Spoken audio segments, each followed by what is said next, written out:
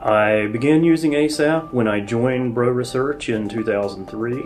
I've worked on huge things like space telescopes, little things like micro displays, and I've gotten to work on classic technologies that have been around forever and brand new technologies that we don't even really talk about. And in some cases, we're not even sure the technologies are going to work. But ASAP allows us to explore the feasibility of these new technologies. Now I'd like to talk about some of the common problems that one encounters in display design and show how we can use ASAP to address those issues.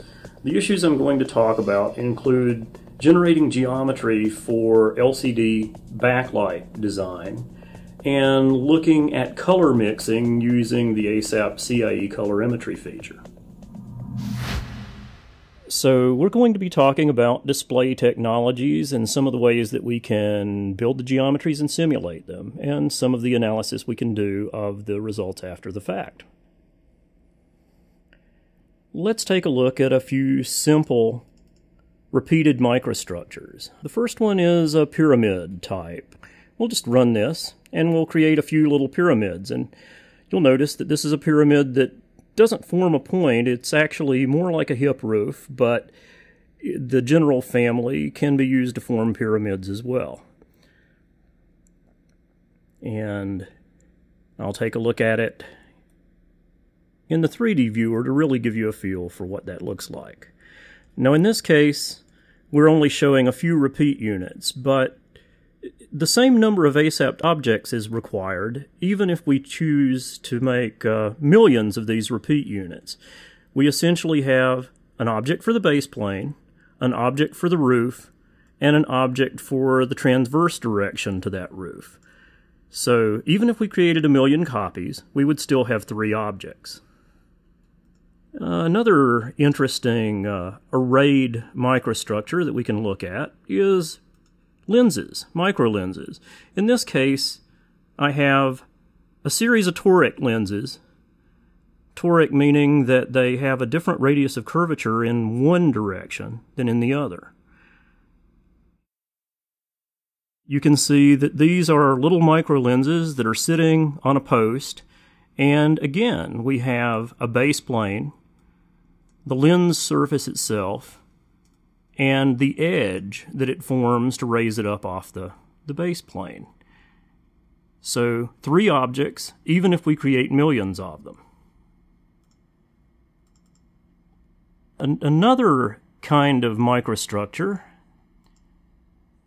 is toroids. These are basically little toroids that have elliptical cross sections, and when we look at those in the 3D viewer, they might look like a popular pastry or like the pan used to make a pastry. But these are little microstructures that have particular lensing characteristics that are useful in some kinds of display technologies. And in this case, we only have 2 objects, the base plane and the toroid itself. This structure actually will result in more objects, but not very many more. This structure is a hexagonal pyramid. So it is basically forming an apex in 3 different directions with 60-degree rotations relative to one another. And the result is, just to look at it very closely, a sort of tent-like structure, and this also is a peen structure that could be used in display backlighting or other kinds of display applications. So we're going to be talking about display technologies and some of the ways that we can build the geometries and simulate them, and some of the analysis we can do of the results after the fact. Let's take a look at a few simple repeated microstructures. The first one is a pyramid type. We'll just run this and we'll create a few little pyramids, and you'll notice that this is a pyramid that doesn't form a point. It's actually more like a hip roof, but the general family can be used to form pyramids as well. and I'll take a look at it in the 3D viewer to really give you a feel for what that looks like. Now in this case, we're only showing a few repeat units, but the same number of ASAP objects is required, even if we choose to make millions of these repeat units. We essentially have an object for the base plane, an object for the roof, and an object for the transverse direction to that roof. So even if we created a million copies, we would still have 3 objects. Another interesting arrayed microstructure that we can look at is lenses, microlenses. In this case, I have a series of toric lenses.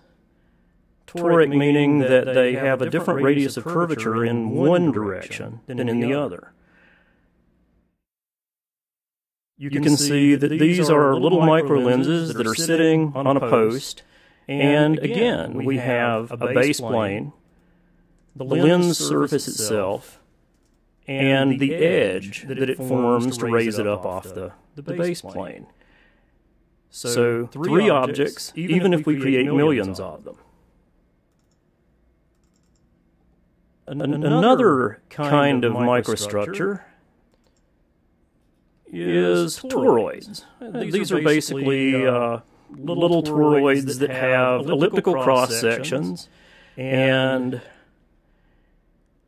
when we look at those in the 3D viewer, they might look like a popular pastry or like the pan used to make a pastry. But these are little microstructures that have particular lensing characteristics that are useful in some kinds of display technologies. And in this case, we only have 2 objects, the base plane and the toroid itself. This structure actually will result in more objects, but not very many more. This structure is a hexagonal pyramid. So it is basically forming an apex in 3 different directions with 60-degree rotations relative to one another. And the result is, just to look at it very closely, a sort of tent-like structure. And this also is a pin structure that could be used in display backlighting or other kinds of display applications. So now I think we'll try creating a repeat unit in SolidWorks, importing that into ASAP, and using that as a repetitive structure for a backlight unit or some other kind of display application. So we've created this shape in SolidWorks. It's created by a series of sketches, and just to give you a full appreciation for the shape, let's take a look at it. This would be a difficult thing to express in terms of a series of mathematical equations, which is the most often used mode of the array command in ASAP. Let's see how we can use this sketch, or this sketched part, to create a repeat unit in ASAP.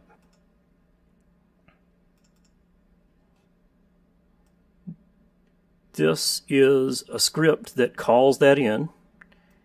I basically have exported the file to an XML format, and I bring it in using a $read command. The name of the file is coney_2.xml. So we're going to actually take a look at it and see what we produce. First we get a 2D view of it and a 3D view of it. That's just the basic shape without any repeats. And we're actually going to scan that using the ASAP map function. This is the result of the mapping in the display viewer. So we have a depth map of that object. And this is a meshed version of the copied shape. In this case, we've only created 11 copies, a 3x4 array, but this could be replicated in 1000 by 1000 array or larger in an application where that is useful. And each of these is a little mesh view, much like the view that we had in the 3D viewer of the individual one. But each of these is a perfect copy of the original, and all of them comprise one object, and the base plane is another object.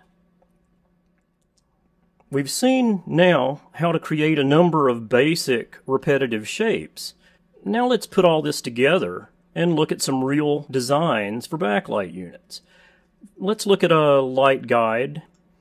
First, we're going to look at a light guide model with just a few rays. We have 1.1 or 11,000 rays. We're going to trace it at full speed just so that you get an idea of the speed with which ASAP traces. This structure has repetitive ellipsoidal dots on the top surface. Those are used to perturb the light pattern inside the guide. We have a reflector on the bottom, and we're illuminating using a CCFL fluorescent light source, a compact fluorescent light source. And we're getting rays bouncing through the unit. They can bounce many, many times before they come to rest, and we have complete control of that in ASAP. I haven't been very careful about confining rays at the corners. That would be a higher order design effort. But this is just a first pass design for a backlight unit. I've averaged the results here, and one thing you'll notice is that this is a terribly grainy output out of the top of the light guide.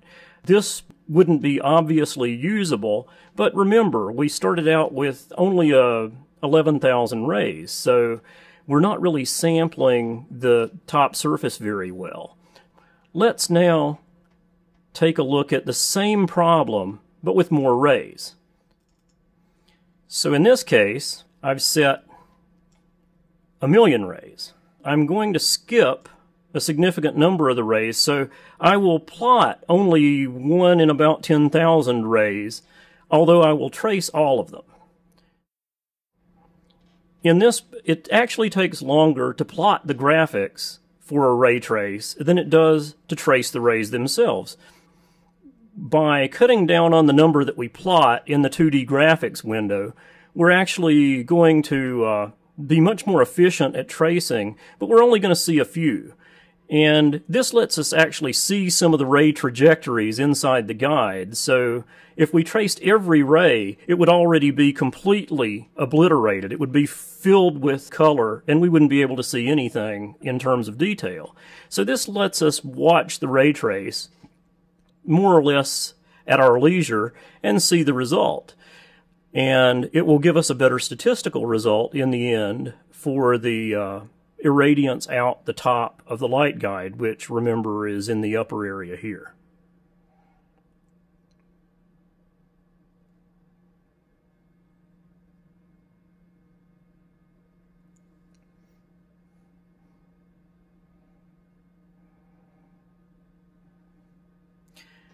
That ray trace took about 4 minutes, just a bit over 4 minutes to trace 1,000,000 rays. Of course, the plot ended up being fairly filled with rays. There's limited information in that plot. But of course, we also can look at the 3D view. And just to remind you, this is the light guide. This is the actual reflector housing for the CCFL, the cold cathode fluorescent lamp. This is a top surface detector. And what we're actually going to be looking at is the output on this detector. So we're looking at the irradiance across this plane. Let's take a little look inside just so you get an idea of what's here. We see the orange CCFL lamp, and if we peel this back, we actually see the ray trace as it was going on inside. So that's more or less what we saw in the 2D view. And let's take a look in succession at these at the output irradiance. Now, the first irradiance looks a little bit noisy. Even with 1,000,000 rays, we're a little bit short of great statistics. So the first thing we do is, because this has perfect bilateral symmetry, we fold it. And that actually reduces the noise level somewhat, though that may not be obvious to you. And finally, we do a little bit of averaging. We just average each pixel with its neighbors to smooth things out a bit. The same effect could be achieved by using considerably more rays, but this is a good way to get an idea of what our data contain and what they are trying to tell us. You do see the bilateral symmetry because of the folding, but we see something whose average actually may characterize the behavior of the system to a greater extent. Another thing worth noting here is that we actually see some repeat structure, and that repeat structure is actually reflecting the character of the top surface scattering dots in the display design. So if we lined those up to the output irradiance, we would actually find that this row structure or column structure that we see here has some relation to those dot structures and their repeat. So now let me show you the result for 4 million rays, just so you know how the statistics improves. This simply opens the result for 4 million rays. Actually, let me bring back the 1 million so that we can compare the two side by side. I don't really care too much about the unaveraged results, but let's take a look at the results after averaging for the two cases. So 4 million rays is on the left, 1 million rays is on the right. So this is 1 million rays, this is 4 million rays. And as you see, by looking at the profile of the data for the 4 million rays, we have reduced the noise level considerably. And we're starting to get a real characterization of the irradiance out the top surface. We see definite artifacts from the row structure of the scattering dots. And to some extent, those artifacts are not artifacts, they're a reality in the design. In successive refinements of the design, we would seek to perturb that. Just as a point of reference, the 1 million ray example took about 4 minutes to run. The 4 million ray example took roughly 4 times as long because it does scale almost linearly, as long as the rays are all loaded into memory. So that was a fairly simple display design. Let's look at a very complex display design. First, we're going to look at a display design which has a sawtooth bottom surface with a reflector underneath. It has grooves in the top that distribute the light across the display, and it has a brightness enhancement film structure on top. First, I'm going to show you just those structures on a limited range so that you can see what we're going to be analyzing. What you're seeing here is the actual spots of the LEDs that are illuminating it on the end face of the light pipe, and now we're actually seeing a 2D graphic of the light pipe itself, or the light guide itself being drawn. And we are seeing the top surface, and now we're seeing the lateral distributing grooves on the top surface being drawn. None of that is obvious at this scale, but we'll zoom in a minute to take a closer look at it. We're actually creating the boundaries of the guide now and filling in the little interstitial areas between the grooves. We have now created the coupling structures on the end that the LEDs couple into, and now we're laying the BEF structure on top of it. And now we'll get to see a 3D view of it, which will make it a little bit easier to see the character of the light guide.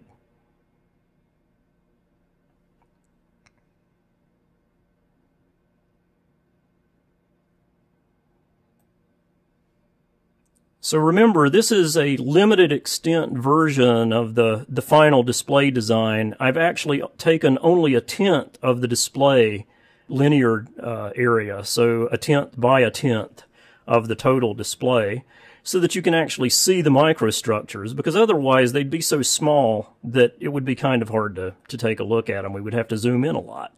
So we have the BEF on top, and you see the characteristic roof structure of the BEF. The ends are actually sealed, and the BEF is formed by molding a top layer onto a substrate that is a contrasting plastic. And so the BEF is not our central concern here, and its structure is fairly simple. So let's hide the BEF and take a look at the actual light guide. What we have here, let's take a look at a corner so that we can really see the structure. Remember, these spots are the spots that show the point of origin or the plane of origin of each of the LEDs that we're using to illuminate the light guide. We have little cylindrical lens structures on the edge that couple the light into the guide.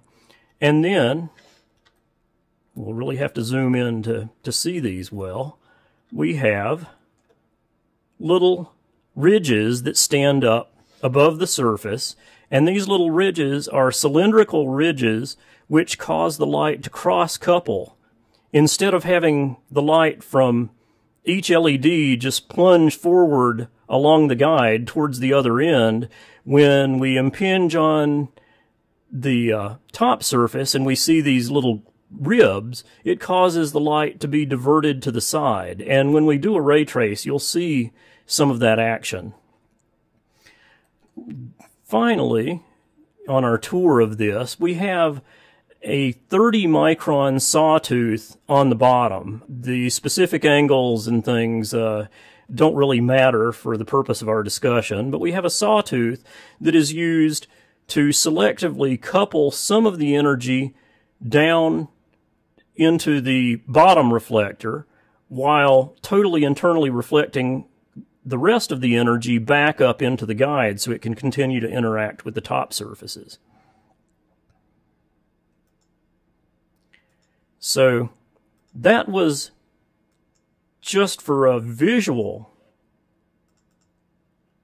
interaction with the geometry. Now let's actually trace rays in the geometry and see what happens. I'm tracing a very small number of rays in this case, but I'm letting us see a lot of them so that we can really see the interaction. I'm also plotting the geometry at lower resolution so that it plots very quickly, and we actually have all of the elements there. In ASAP, there is a definite distinction between visualization and ray tracing. We can represent a surface for the purpose of visualization very simply, or at very high resolution. But when we ray trace, we use the full mathematical description of all the surfaces. Right now, I'm using a full mathematical description of the surface because we need that to get an accurate ray trace. It takes a little while to plot, even at low resolution, because this is the full design with all of the elements. We have created the interstitial space in the top. We've actually, for the purpose of visualization, left out the rib structure. It will be in the ray trace, but we're not looking at it now because we don't really need it to understand the trace visually. We've created the lens structures on the end, and we're about to create the bottom surface, the sawtooth, the reflector, the spacer that actually keeps this from leaking outside the display system, the BEF, and all of those other elements. So this is actually the sawtooth structure on the bottom being plotted. And after that, I'll expect the BEF to plot, and the spacer, and the top surface. And now we're actually tracing. And you see what I was talking about earlier. The grooves on top are causing this cross-coupling. The LEDs are blasting rays into the light guide, and if they continued on that trajectory, it would be a terrible light guide. But the grooves on top, the little rib structures on top, actually help to cross the rays laterally so that the LEDs fill in the gaps between themselves. And the first rays we see are rays that are simply totally internally reflected, but we also have a scattering process on the foil sheet on the bottom.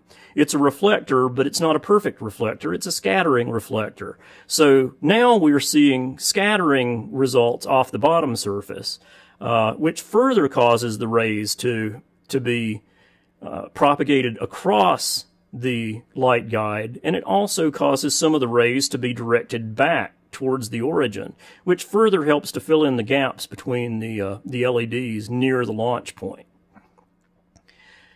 The rays quickly make it hard to see any detailed character for the ray trace, but this gives you an idea of what all the elements in this design are doing for that design.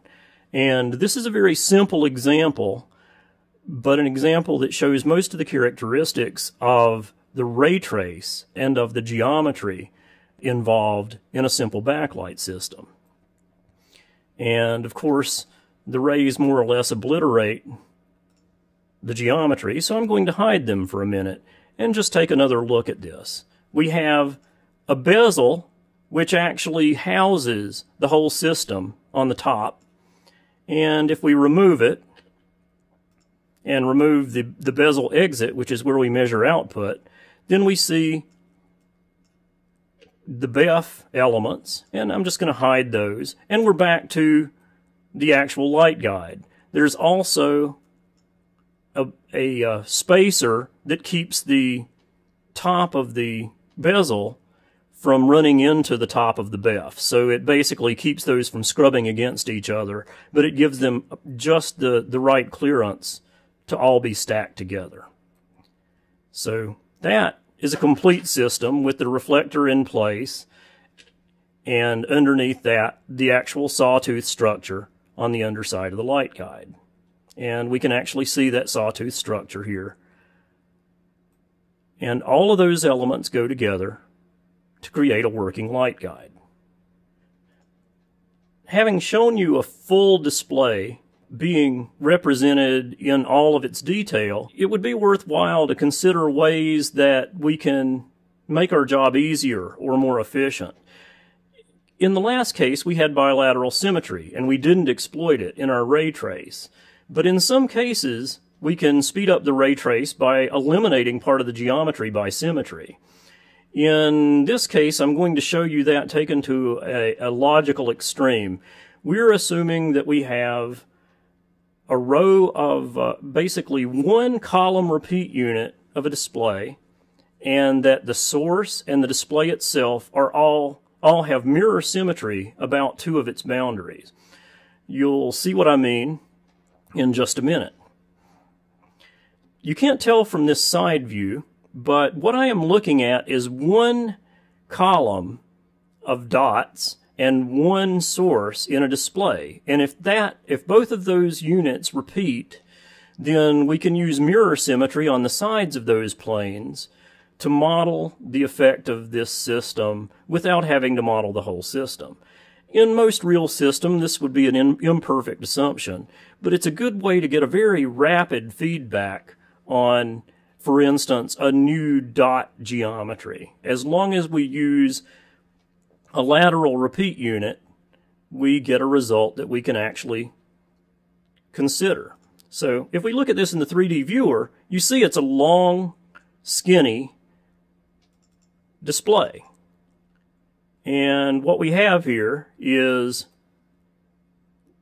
these two narrower sides are made mirrors, so that it simulates the effect of having many of these stacked side by side. So we would have this one, and then next to it over here there would be another, and next to it over here there would be another, and so on.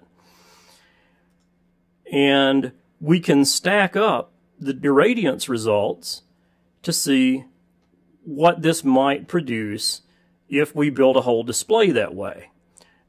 We see the repeat. This helps us to give thought to how energy is being conducted out of it as we go along the guide.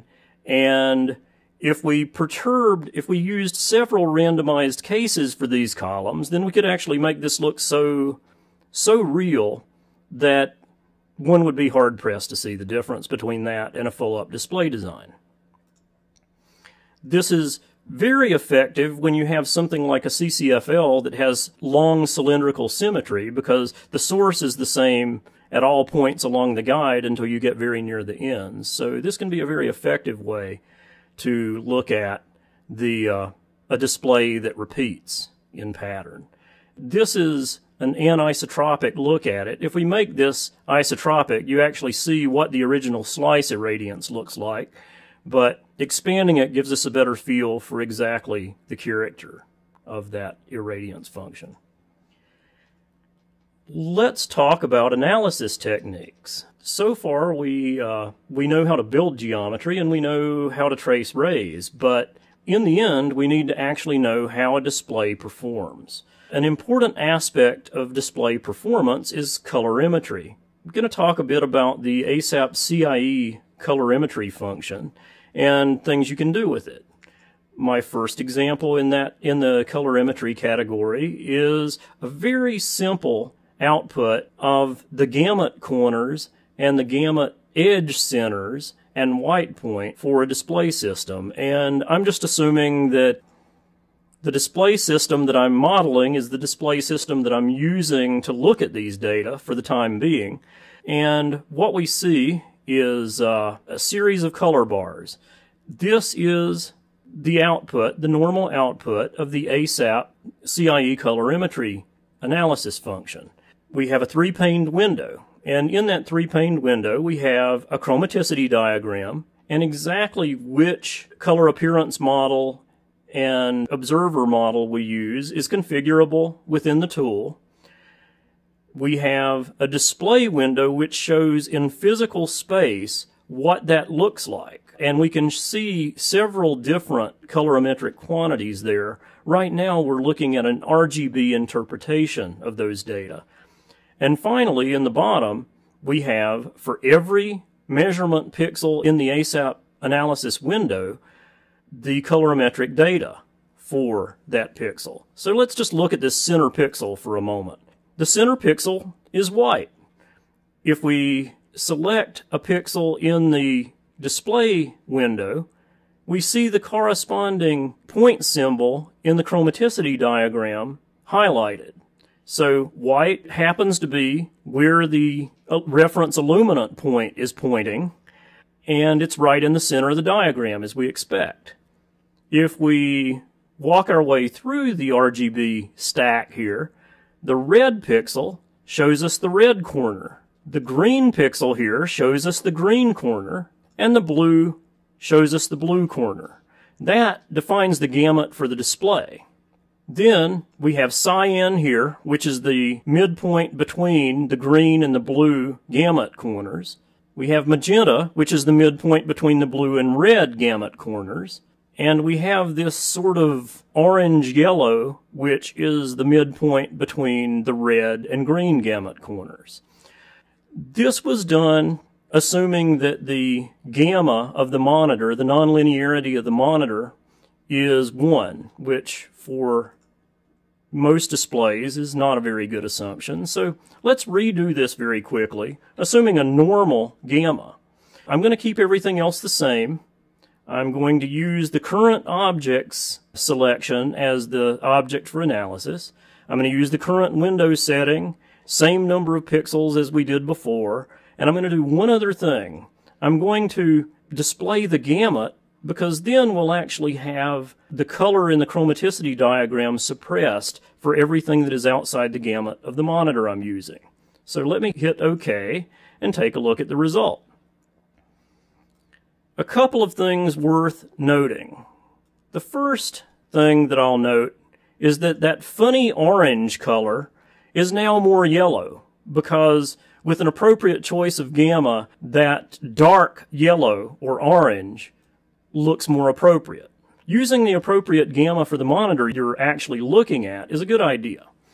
And finally, if we look again at these points, we see that they define the gamut corner: red, green, blue, white is in the middle, and then we have cyan, magenta, and yellow for the midpoints of the gamut envelope for the monitor. So this is a very simple colorimetric illustration of using the RGB intensity function within CIE colorimetry to get a general idea of what the human visual system would gather from looking at this monitor.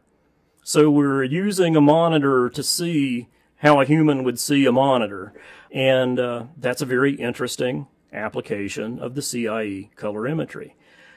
While we're here, it's worth noting that other C-Lab coordinates can be displayed. For instance, L star, A star, and B star can be displayed, and their values can actually be probed. And if you really want to know the precise value, then you can actually select a point here and see in the text window below exactly what the values for that are. We can also look at tri-stimulus values. And in fact, you can configure exactly which quantities you would like to calculate, and ASAP will only calculate the quantities you ask for. Within reason, of course. If you have quantities dependent on other quantities, you have to get everything that it takes to make it. But you don't waste time calculating a lot of things that you don't want to see, and you don't display things that you don't need. Now let's do something a little more complex with colorimetry. This is a very simple model of a 3 LED mixing scheme. We have purposely misaligned the LEDs so that they mix reasonably well in the center and not so well around the edges. Let's take a look at that and see how it works. I'm going to run this with a fairly small number of rays first. Basically, I'm running 81 wavelengths per LED and 11,000 rays per wavelength. So that is a modest number of rays for a colorimetric analysis. And I'll show you that result, and then we'll get the result for a great number of rays so that you can see how color noise improves as you use an appropriate number of rays in the analysis.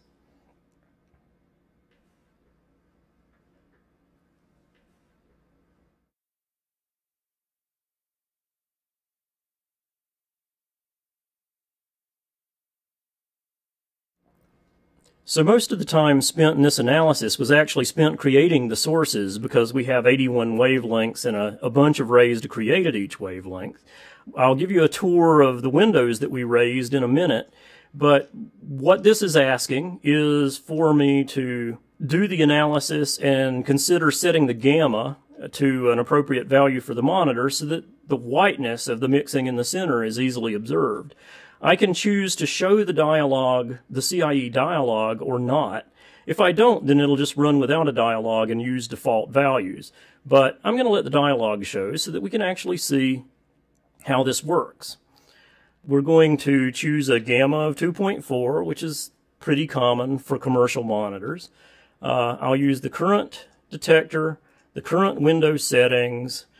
I'm going to change this to fairly low resolution to minimize color noise, and let it go. And we have a CIE analysis window here with the mixing results. Before I talk about that, let's just go through some of the other graphics very quickly. First, this is the actual spectrum of the 3 LEDs. You see that they are well separated in wavelength. We're roughly centered on 425, 525, and 625 nanometers, give or take a bit. And the powers are comparable, but not exactly the same. They're very similar, but not exactly the same. This is a 2D view of the rays coming away from the LEDs. and doesn't really give us a lot of information, but it's just to verify that we did line them up as we intended. So you see the blue source is hanging off the edge a little bit here. The red was plotted last, so it kind of dominates, but you see blue and green hanging off because we've displaced the sources relative to each other. If we look at that in the 3D viewer, we see I've got little red, green, and blue discs to denote exactly where the sources started so that you can tell how the overlap was done. And we've beamed them onto a detector so that we can see exactly what is happening as the sources propagate. So finally we return to the actual CIE analysis window, and we see something that looks rather white in the center, with a little bit of color noise, a little bit of green shading here, and a little bit of red, pinkish shading here, and blue here. We see the mixing in between red and blue into magenta. We see the mixing between blue and green into cyan. And we see the mixing between green and red into yellow. This is with a fairly limited number of rays. Now let me open the result at somewhat higher resolution for a larger number of rays. And in this case, we will have a cleaner definition of white in the center. It's not marked, but it's somewhat improved white in the middle. And more rays always improve these results because, as with any measurement based on statistics, each ray is a statistical trial, and the more rays you have, the better. With monochromatic analysis, we see that as just irradiance noise or intensity noise. With color systems, we actually see color noise on top of all that. So in this case, we have 3 little LED sources with some bandwidth, and we're depicting each of those with a finite number of rays, and more rays improves the situation.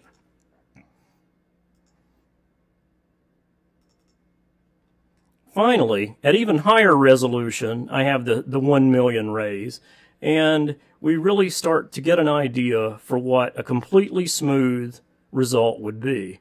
It takes many more rays to do this at a resolution that eliminates the jagged edges, but that's just a matter of time, and in this case, it's an example that runs in just a few minutes. Typically, if you were doing this as a quantitative job for a real display design, you might sample many points on the display, and each of them might take a few hours. But in the overall program of analyzing a display, that's still a fairly small investment in time. So now let's look at the front of screen result of a simple display example. We're actually assuming that we've captured the full chromatic output at the front of screen, and we want to look at the result. The first example I'll show you is an example where we've assumed that we've done everything right, and mixing is pretty good. The assumption I'm making is that we are mixing red, green, and blue LEDs, and this is a small display, so we're only using 2 of each from opposite edges of the display. And in the first case, we're going to produce a result where we don't see the actual artifacts that come from having these discrete LEDs at the edges.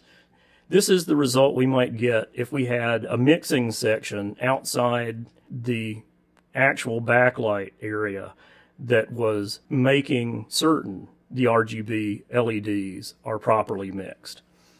This is the result if mixing is really good, and I'm going to maximize the display part because that's the actual aspect ratio of the screen, just about that. And this is without gamma properly set, so let's redo the analysis, the CIE analysis calculation briefly, and set the gamma to about 2.4.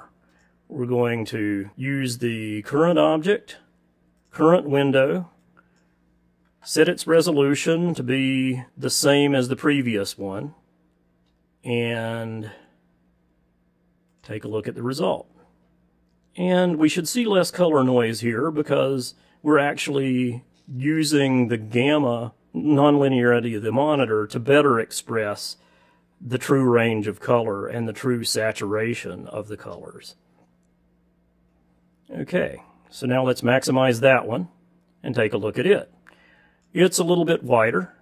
We see a little bit less intensity or saturation, so we see a better simulation of white. The limited number of rays means that we still don't see perfect white, but if we were very serious about getting a quantitative measurement, we would just use more rays. Now, let's take a look at an imperfect display system. In this case, we've assumed that we don't have good RGB mixing before we come into the display. I won't make you wait for the result. I'll just pull the result up. It takes comparable time to the previous example.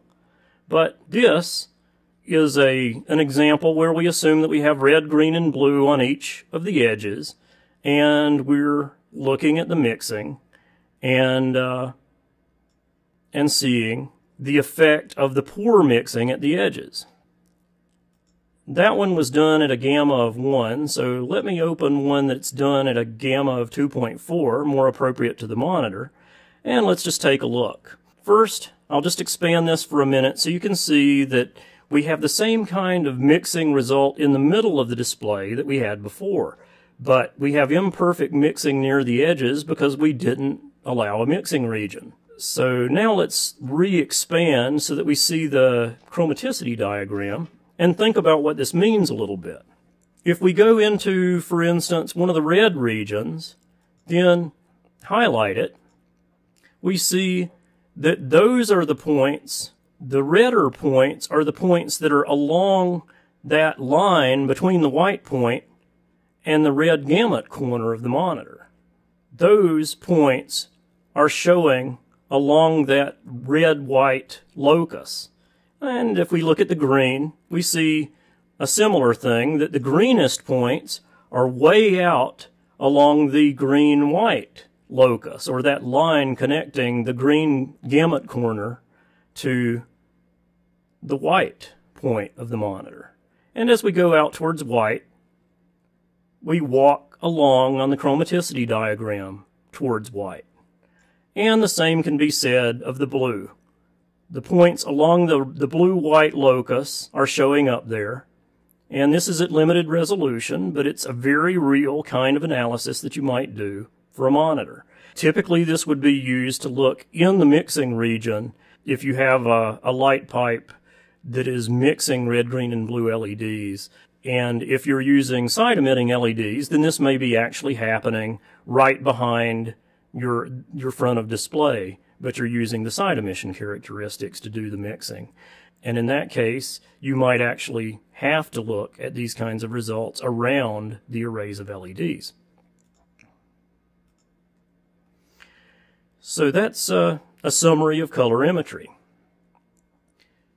Another important issue that we often encounter is the radiance or radiant intensity functions of monitors as a result of viewing angle. We may want to characterize the viewing angle characteristics of a monitor, and what I have done in this example is to simulate a monitor which has a Lambertian radiant intensity characteristic in the horizontal viewing angle direction, and a super Lambertian. So instead of radiant intensity being a cosine fall-off factor, as in Lambertian, it's actually cosine squared. So we should see a cosine fall-off of the radiance function in the vertical direction.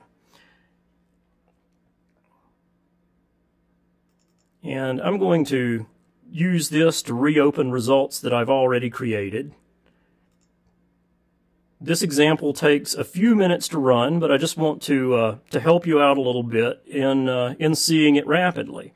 Let's look at the Lambertian direction first. Now that looks awful, but the plot scale is not at all appropriate for looking at the full range of the function. So I'm going to use a template that properly scales this.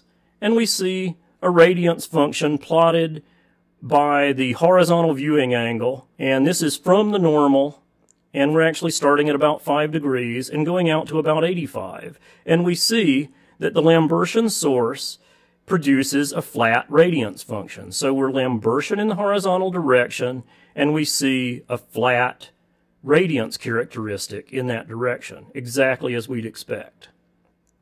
In the vertical direction, and again, let me use a plot template to make this a little bit nicer. This is the radiance of a cosine squared intensity dependence in the vertical viewing angle direction. And so in this case, we see cosine fall off in the radiance as we go vertically. And if we carefully look at points along the plot, we find that we have derived a cosine radiance dependence, which is exactly what we would expect. So what happens if you have a new diffuser technology and you have a description of the surface microstructure, but you don't actually have samples yet? What would you do?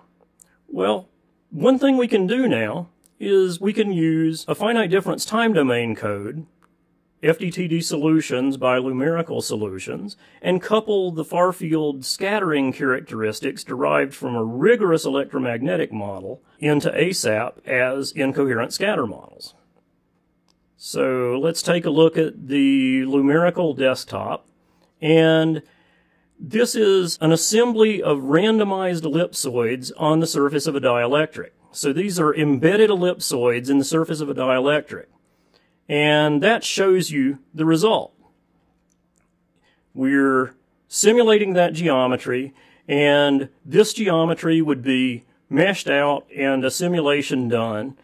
And we would take the near field complex electromagnetic field, project it to the far field, and turn that into one bidirectional scattering distribution function.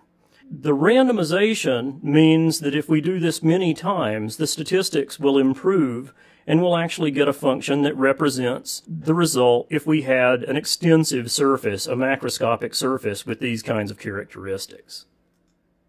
Now if we take a look at what would result in ASAP, I have a script where I actually load the result in from the numerical simulation.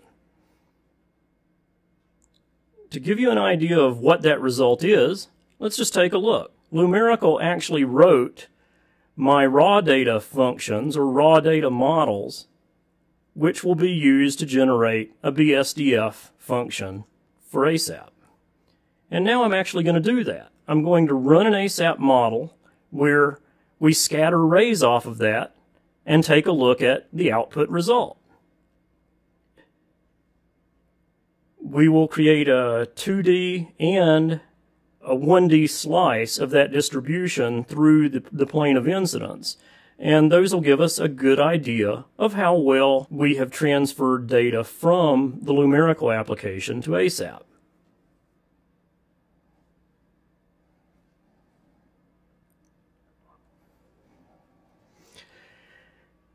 So now we see a two-dimensional result of the plotting of the scatter field. We see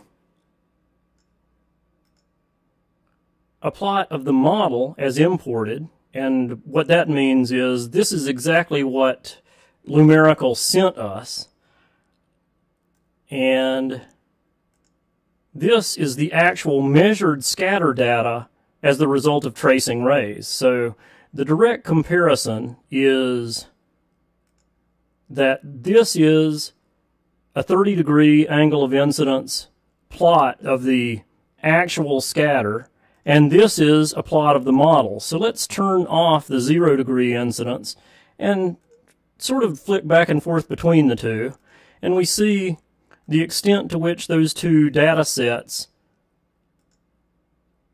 mimic each other, or basically how well does the real reflected scatter signal follow the model that we fed it to create the scatter.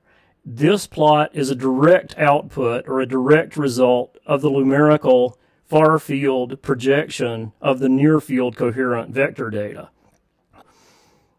The bottom line, I think, is that these compare very closely, and this is a useful result. And in terms of the two-dimensional scatter field, we see something that shows how this works not only in the plane of incidence, but out of the plane of incidence. So this concludes an overview of a potpourri of display modeling, geometry creation, and analysis methods. I hope this has been helpful.